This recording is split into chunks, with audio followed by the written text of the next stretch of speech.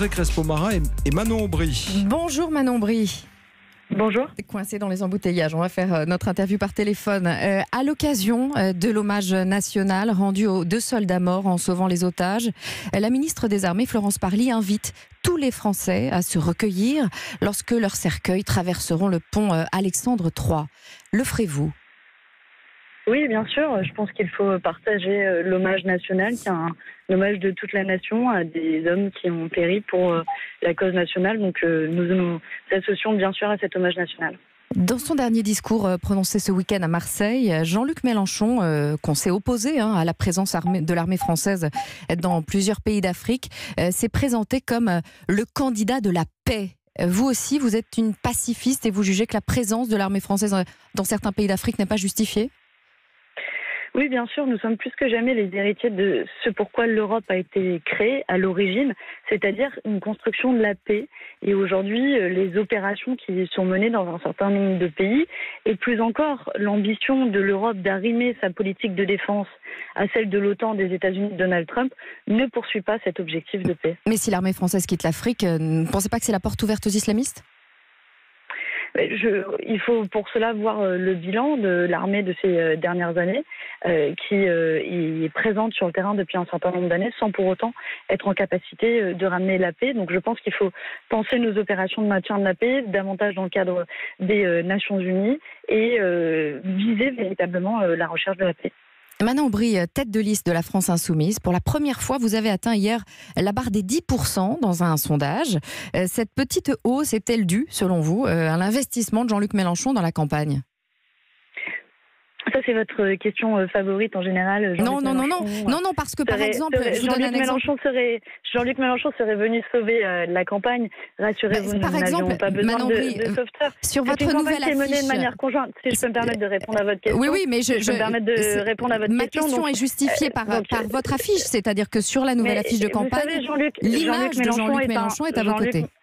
Jean-Luc Mélenchon est un vecteur de campagne. C'était le candidat à la présidentielle depuis 2017. Donc évidemment qu'il participe à cette campagne. Mais vous aurez remarqué que j'ai toute ma liberté dans cette campagne et que c'est une campagne qui est menée de manière collective avec énormément d'initiatives différentes. Nous organisions par exemple hier un atelier des directives européennes pour associer les citoyens à l'élaboration de directives. Nous avons des hologrammes qui vont partout en France. Nous faisons des meetings. Je pense que c'est l'effort collectif qui est en train de payer et qui, j'espère, paiera un maximum d'ici le 26 mai. Manon Aubry, Jean-Luc Mélenchon et Marine Le Pen ne sont pas d'accord sur tout, mais ils sont d'accord pour faire des européennes un référendum anti-Macron. Si la liste Macron arrive devant celle de Marine Le Pen, vous serez déçus ?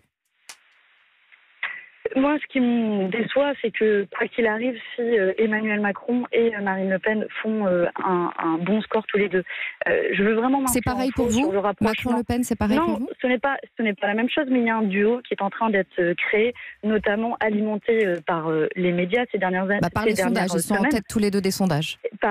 Par les médias ces dernières semaines, puisqu'ils se désignent aussi l'un l'autre comme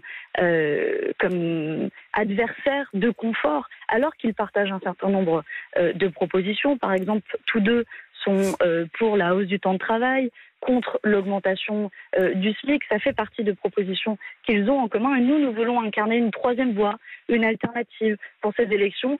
Se dire que le partage des richesses, la lutte contre l'évasion fiscale peuvent être des objectifs que nous défendrons au niveau européen et qu'ils ne prennent pas à bras-le-corps, encore moins s'agissant des questions climatiques.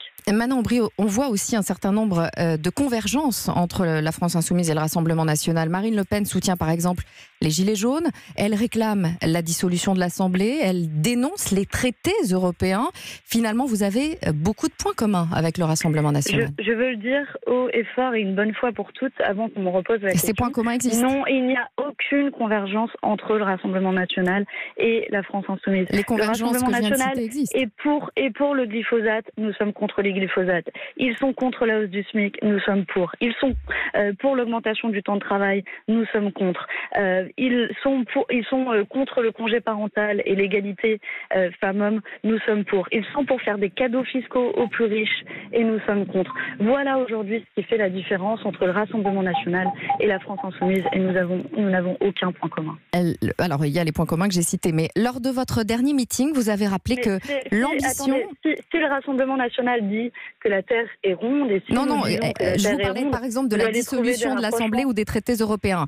Continuons sur les traités européens. Les traités européens, ils n'ont pas du tout la même vision. Ils ont la vision d'une Europe des nations. Ils ne sont pas pour réviser les traités européens, pour poser par exemple la règle verte, une ambition écologique dans les traités européens. Ils ne sont pas pour faire l'harmonisation sociale et fiscale. Voilà des différences entre nos deux formations politiques. Lors de votre dernier meeting, Manon Aubry, vous avez rappelé que l'ambition des Insoumis était de rompre avec les traités européens. Comment rester dans l'Union si on ne respecte plus les traités ?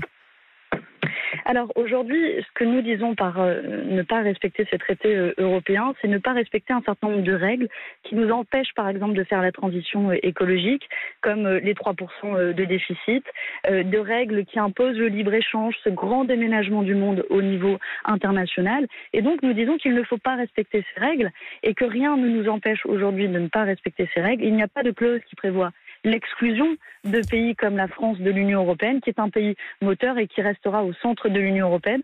C'est simplement nous donner les ambitions de lutter contre l'évasion fiscale et de faire la transition écologique, par exemple. Merci Manon Aubry, merci d'avoir été notre invitée. C'était un peu moins confortable par téléphone, mais merci quand même. C'était l'interview tout terrain d'Audrey Crespo-Marin. Elle s'adapte à tout.